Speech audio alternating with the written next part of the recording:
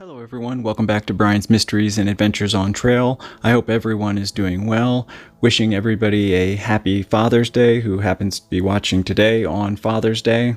In today's video, I'm going to be discussing a case update, one of the disappearances I covered last November of 2024, as well as we're going to be discussing the ongoing manhunt for Travis Caleb Decker up in the state of Washington in Canada. Also, one of the teams I've worked with in the past out west, one of the nonprofit organizations, they asked me to do an intro video for them for their organization. I will have that at the end of the video. Also, I'll have some channel updates as well as more information on the travel plans for this summer's out west trip. The first case we're going to be talking about is the disappearance of Leo DuFour. He was the 22-year-old Canadian university student who disappeared last November. I'll have a link to the original video in the description. Leo went hiking on November 29th of 2024 in the Adirondack Mountains of New York. Here's a picture of Leo. Leo was very familiar with the Adirondack Mountains. He had hiked there several times in 2022 as well as 2023. On November 29th of 2024, he signed and wrote in the Mount Allen Trail Register. He wrote that he was planning on doing a one-day solo trip to Allen Mountain. Leo was supposed to return by the next day, November 30th. However, when he failed to show up, a massive search got started. The New York State Police very quickly found DuFour's car at the Mount Allen trailhead right here in this map. Unfortunately, the weather had turned bad. There was fresh snow there. The vehicle was covered in several inches of fresh snow. They were able to follow a set of tracks that were leading away from the vehicle, but unfortunately even more snowfall had covered up those tracks and it made it very difficult to track after a couple hundred feet. During the search and rescue efforts, the rangers and other searchers were able to know that he was last known to be near the summit of the mountain. They found a water bottle right around 3,500 feet. They were also able to ping his cell phone that gave them ideas that he was in and around that area. According to the New York Department of Environmental Conservation, their agencies continued to look for DuFour into December and into the spring of this year. All ground efforts had subsided, but they were continuing to do air searches and various other kind of patrols. However, they were unable to find him. It was like he had just vanished into thin air. The mountain that he was attempting to climb is 4,340 feet, but unfortunately during that day there was a big storm that moved into the area and made things a lot harder for anybody that may have been out there. Then, a little over a month ago, on May 10th of 2025, there was a hiking party in the area off of one of the other trails around 17.5 miles away from where Leo DuFour's vehicle had been found. They stumbled upon human remains.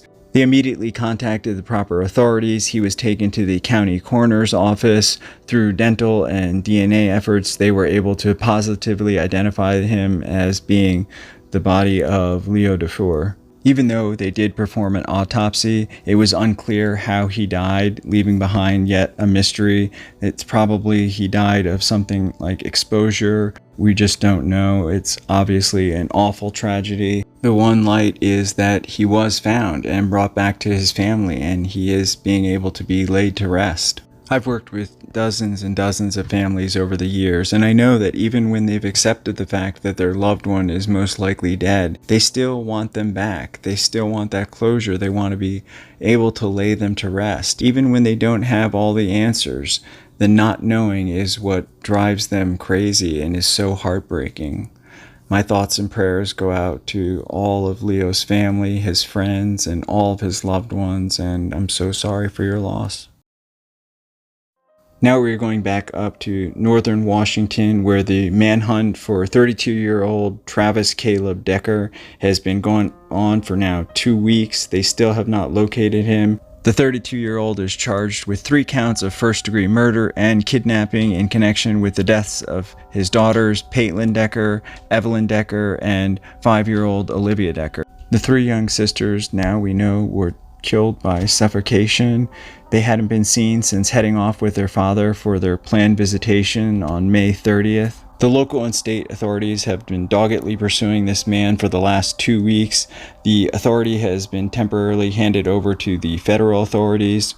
Whitney Decker, who has been so amazingly strong through this whole tragedy and ordeal, she said that she was very concerned when Travis didn't show up because that was a first for him. She knew that things were wrong. Things had been going wrong with his behavior. In the months leading up to this, Travis had been cited for various traffic violations, driving without insurance. He left the scene of a crash around May 27th. He was in another accident earlier in May. She said that he was never domestically violent towards her or the children, although he'd become more angry. He had been yelling at her a lot more.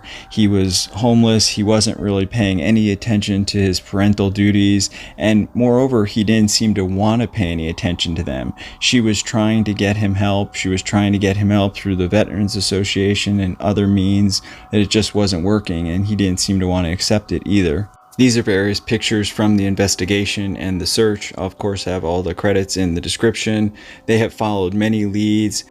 Just recently, a couple of hikers that were hiking in this area known as the Enchantments. I'm going to have it circled here just to give you an idea of it on a big map. They were hiking around this lake pictured right here. They said that they saw a hiker that looked ill-prepared. Army and all the authorities sent out a helicopter. Apparently when this hiker saw the helicopter, he started running. Here's a map of the area. That lake is that small triangle spot between the Enchantments and that hiker guy. It's very small, you can't really see it. That lead didn't lead to any arrests. The authorities issued more statements for people to lock their doors and to remain vigilant. Here's some more maps of various flyovers and various sightings. You may have to slow this down or pause the video.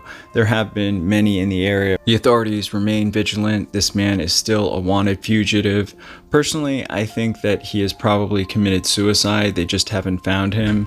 Either that, it's possible that he already made his way over the Canadian border, or he may be living in a homeless camp somewhere. I would be very surprised if he is still out there alive somewhere for him to be able to evade this kind of manhunt and pressure. I know he was a capable war guy at some point in his life, but that was 10 years ago, and he's obviously had a mental break to do something as awful as this. The family and the authorities want him found, dead or alive, to bring closure or justice to this family who has lost these 3 innocent children to the one man in the world that they thought they could trust, who betrayed them in the most brutal and awful way possible. The authorities are asking anyone who may have seen Travis to call 911 immediately. There is also the CCSO tip line. You can call 509-667-6845. You can also submit a tip online. I'll have all that information and more in the description. This man needs to be caught or found. My thoughts and prayers go out to Whitney Decker, Peyton Decker, Evelyn Decker, and Olivia Decker, all their loved ones and all their family members that have been affected by this horrible tragedy. I am so sorry for your loss, and I hope and pray that this man is found or caught soon. Thank you so much for watching. Thank you for all your support, your comments, your feedback. I really appreciate all of it. If you haven't subscribed, please consider subscribing. It's free. It really helps out the channel a lot in all my efforts with search and rescue and investigating cold cases. Special thank you to co.ag for providing the background music. Hopefully I'll see you all in the next one. Take care. Hey everyone, thanks for sticking with me to the end. I really appreciate all your patience and support with the channel. I'm working on several new videos, including one that I should have up in the next 4 or 5 days or so. It's about probably one of the first big disappearances that occurred out on the West Coast and is still unsolved to this day. Please stay tuned for that. Here is the intro video for WSI, a nonprofit organization out west. Thank you so much for stopping by. Here at Wilderness Search Investigations, we feel that compassion for the families of the missing outdoor enthusiasts, as a nonprofit organization dedicated to helping families continue their search for their loved ones, this is priority 1. Wilderness Search Investigations was founded on the principle that every outdoor enthusiast deserves to be returned home from the wilderness. Our team comprises compassionate individuals from diverse backgrounds, united by a shared commitment to locating the missing outdoor enthusiasts in the wilderness. Through detailed investigations and organized searches, we aim to help bring closure to families of the missing outdoor enthusiast. The work we do at Wilderness Search Investigations is important because many families worldwide need to have resolution and closure. You can help support our cause by volunteering or donating to Wilderness Search Investigations so we can use those resources to continue the searches for the missing outdoor enthusiasts. Want to get more involved? Please join us in our journey to continue searching by contacting us at info@wsiint.org.